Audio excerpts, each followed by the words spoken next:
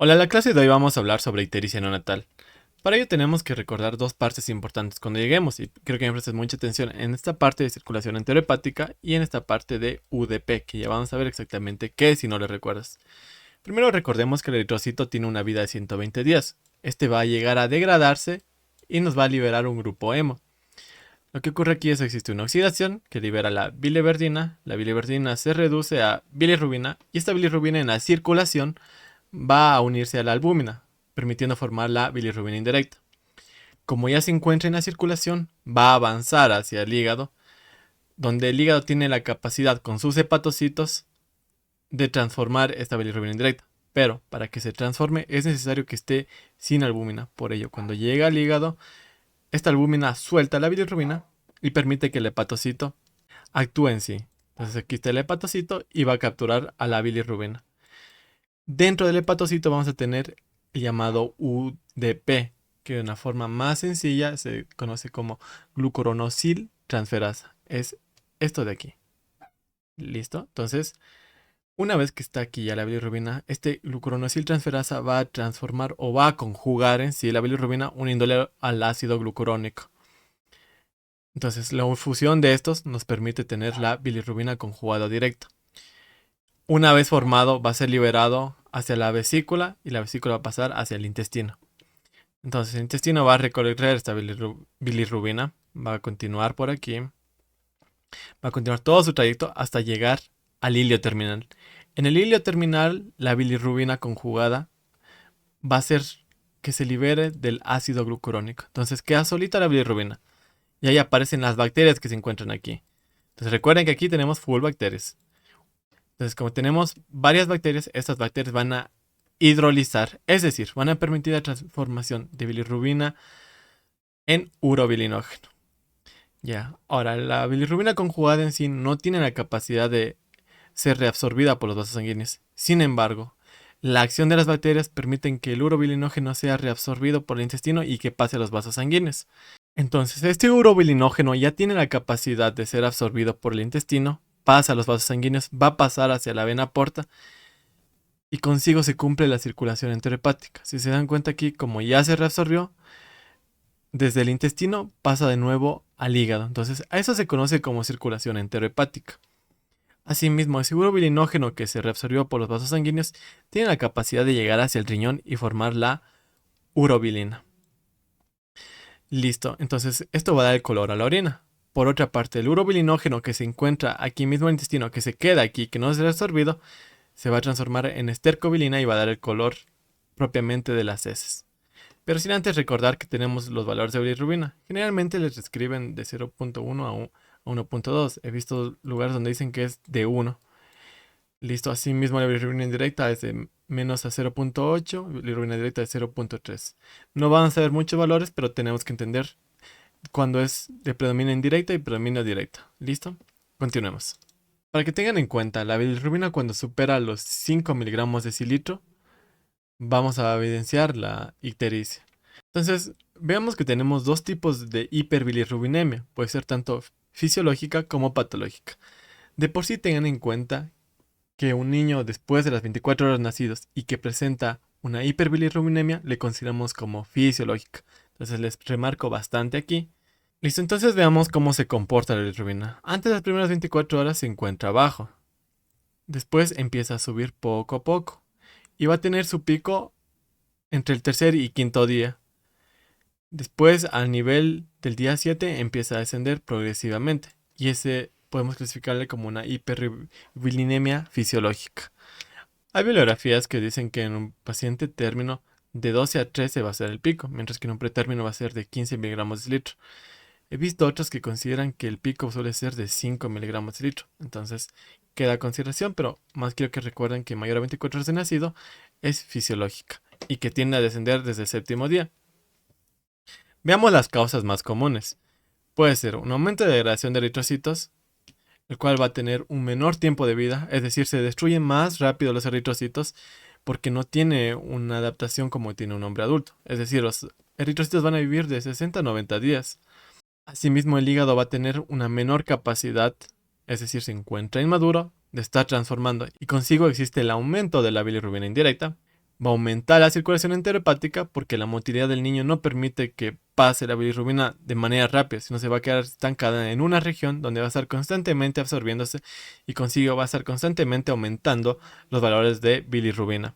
Un dato extra es que el feto eliminaba la bilirrubina por la placenta y ahora esa capacidad no la tiene.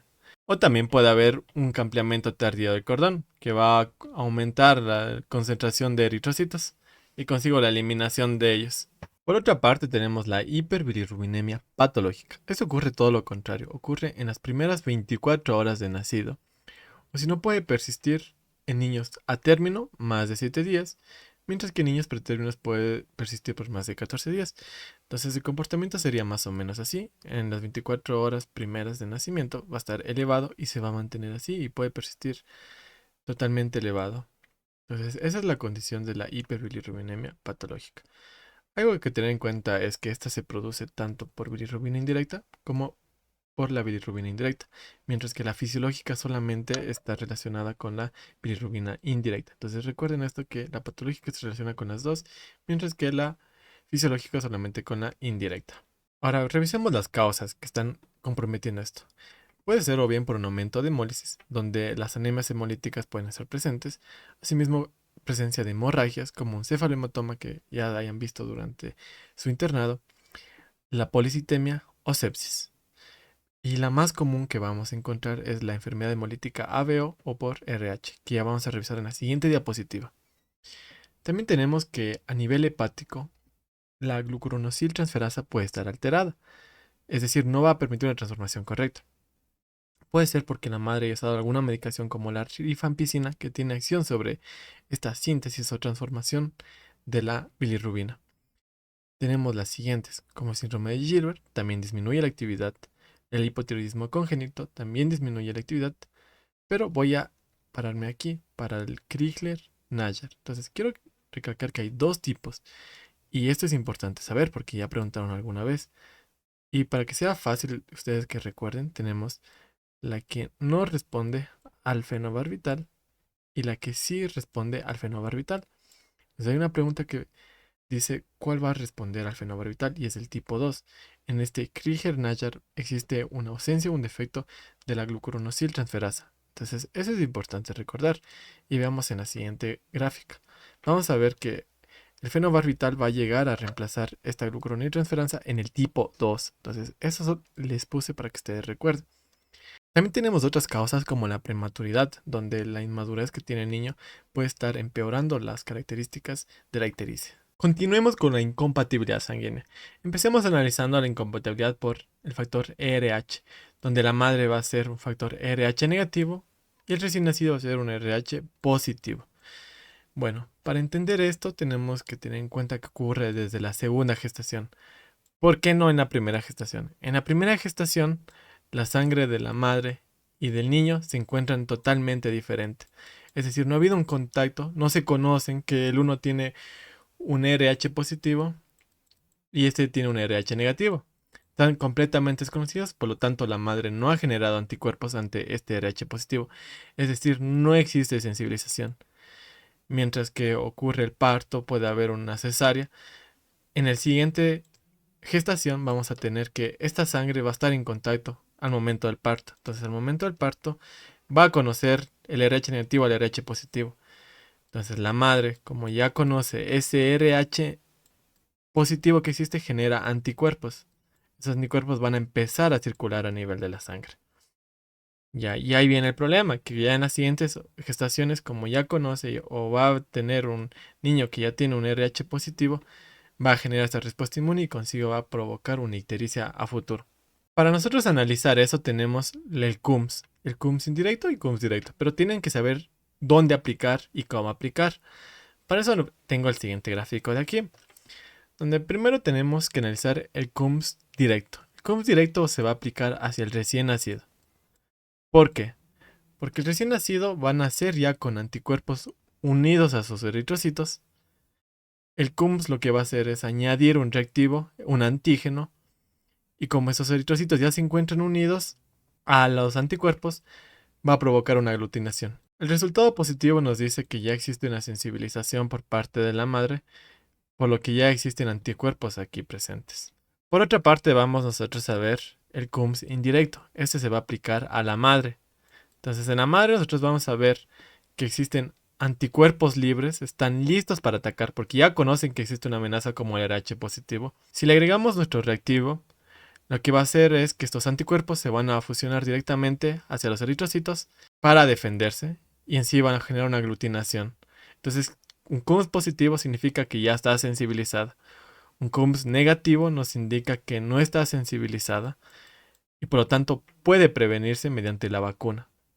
Repito, si es positivo, no puede vacunarse; si es negativo, puede vacunarse. ¿Y qué vamos a evidenciar en este niño? Una hemólisis. Esta hemólisis, como ya vimos en la fisiología, como hay destrucción, hay el grupo hemo libre y consigo existe el resto de la cadena de transformación. Por lo tanto, va a haber una hiperbilirrubinemia y tengan en cuenta que va a ser grave. Como es grave la destrucción y este aumento, obviamente vamos a ver anemia y un aumento de los reticulocitos. Asimismo, como existe todo esto, una hepatosplenomegalia. El tratamiento, como es un caso grave, existe fototerapia y la exsanguinotransfusión. Listo, entonces esto en el contexto de la incompatibilidad de RH. Por otro lado, tenemos en cuenta que se puede prevenir, y ya lo vimos aquí, ya los expliqué en este ladito de aquí. Podemos colocar inmunoglobulina a la madre siempre y cuando no tenga una sensibilización, es decir, con un CUMS indirecto negativo. ¿Y cuándo se va a aplicar? A las 28 semanas. Esto ya preguntaron, cayó en el 2024, entonces ténganlo en cuenta. Por otra parte, tenemos la incompatibilidad ABO. Puede existir en viceversa, pero se ha visto que es más frecuente en la madre O y el niño A o B. Entonces aquí no hay una sensibilización como tal, sino se puede producir en cualquier gestación y los valores de CUMS no nos van a ayudar en nada. Y aquí se presenta como una hiperbilirrubinemia leve y como es leve, no necesita de una exsanguínea transfusión y solo se beneficia con la fototerapia. Además que esta no llega a ser grave y hay algunos casos que escriben que se puede presentar después del segundo día. Además que esta no podemos prevenir. Fácil, ¿no? Ahora veamos la siguiente condición. Tenemos por lactancia o por leche materna. En lactancia se da en pacientes jóvenes, es decir, desde el tercer día vamos a ver este problema de ictericia, pero estas bilirrubinas no van a aumentar más allá de los niveles fisiológicos. Ocurre porque existe una mala técnica de lactancia. Entonces, como la lactancia no es adecuada, entonces la poca cantidad de leche se va a quedar en el intestino y va a estar aumentando la circulación enterohepática. Es decir, la bilirrubina vuelve y vuelve una y otra vez. Entonces, como el problema es de la lactancia, nuestra conducta va a ser corregir la técnica de lactancia. Por otra parte, tenemos de leche materna. Esto ocurre en pacientes viejos, es decir, después de la primera semana de haber nacido. El problema es que va a persistir por más de 2 o 3 semanas y además que va a estar superando los niveles fisiológicos. Ocurre principalmente porque el problema es la leche.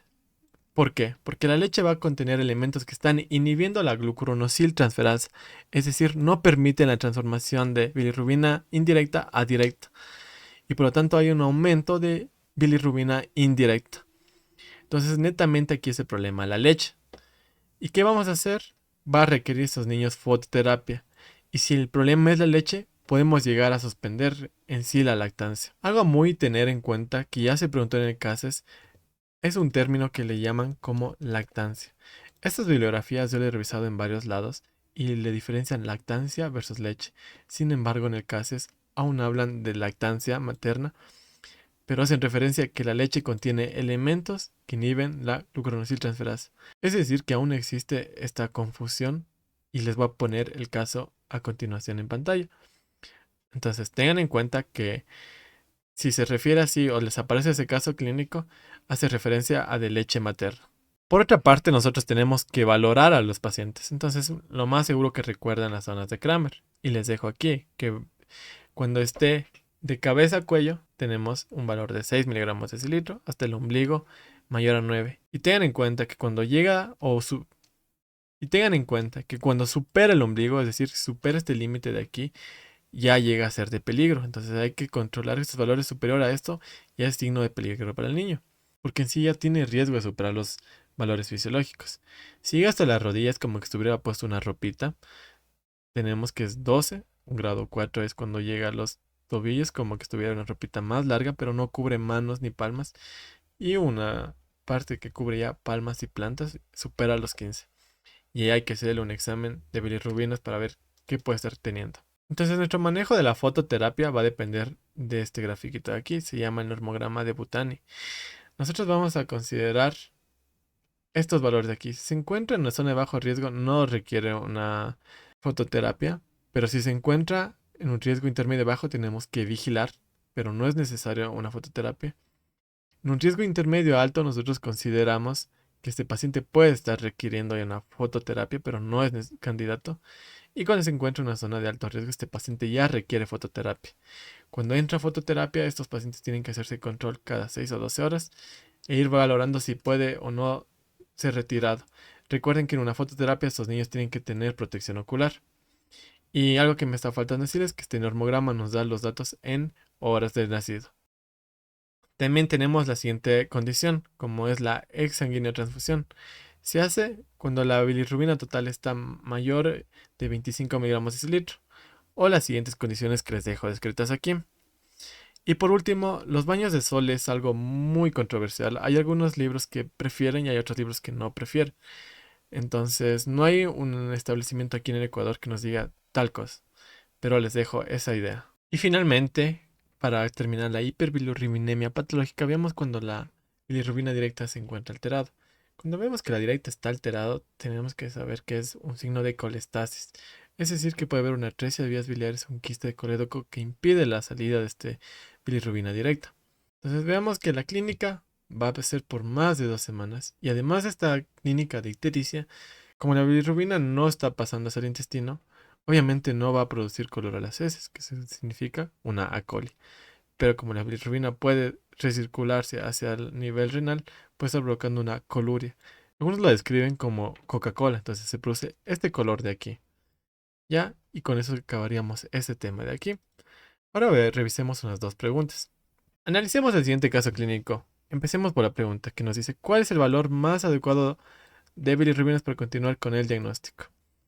Listo, si leemos todo el caso, nos dice a término que se encuentra madre RH positivo el niño, pero a las 72 horas presenta ictericia en la cara y tronco. Entonces nos dice que se diagnostica de ictericia fisiológica. ¿Cuáles serían los valores? Si recordamos más o menos nuestras zonas de Kramer, que si llegaba al ombligo era un valor de 9, y cuando es fisiológica recuerden que es de la bilirrubina indirecta. Entonces no vamos a sospechar nosotros de la directa. Entonces vamos analizando desde el final. En esta opción nos dice bilirrubina directa de 4, entonces recordemos que fisiológica no es dependiente de la directa, entonces nada. Bilirrubina directa de 1 e indirecta de 13 está muy alta para ser fisiológica. Recordemos las primeras diapositivas que les daba que no llega a ser tan alto. Decía 12 a 13, pero puede ser una opción, pero no está tan acorde con los datos de Kramer. Una bilirrubina directa de 10, inmediatamente descartamos. Y finalmente tenemos una bilirrubina indirecta de 10. Entonces se asocia más o menos a nuestras zonas de Kramer y la bilirrubina directa no se encuentra tan elevada. Entonces esta es nuestra respuesta a la opción A. Listo, analicemos la siguiente pregunta que se tomó este año, en 2024. Nos dice la madre de un paciente masculino que al tercer día de nacido refiere que presenta ictericia en la cabeza y región alta del pecho. Listo, entonces no es tan alta la ictericia. El parto fue a término adecuado, examen físico ictericia grado 2, una leve ictericia de esclera. Resultado de examen nos da una bilirrubina total de 5. Entonces podemos sospechar de un Kramer 1. ¿Cuál es la primera impresión diagnóstica? Hiperbilirrubinemia no se encuentra tan elevada. Una ictericia asociada a lactancia materna no nos da ningún problema que tenga el niño durante la lactancia o sobre la leche. Una ictericia por atresia de las vías biliares no tenemos ningún signo de acolia ni los datos de la bilirrubina se encuentran tan elevados como tendríamos que sospechar. Y nos tenemos la opción de una ictericia fisiológica del recién nacido. Yo me orientaría mucho por esto porque nos da que los valores no están tan elevados, se mantienen bajo los valores fisiológicos. Y además tenemos un dato muy importante, que es que a las 72 horas, o es decir, al tercer día, presenta esta ictericia. Recuerdan que una fisiológica se produce más de las 24 horas. Entonces, esa es la razón que me orientaría por esto. Entonces, si revisan los cuestionarios, van a ver que esta es la respuesta. Y bueno, eso sería todo. Muchas gracias por haberse visto todo el video. Espero que estés pendiente de nuestras redes sociales, que seguiré subiendo más contenido para que repases. Y espero poder ayudarte con esto. Muchas gracias.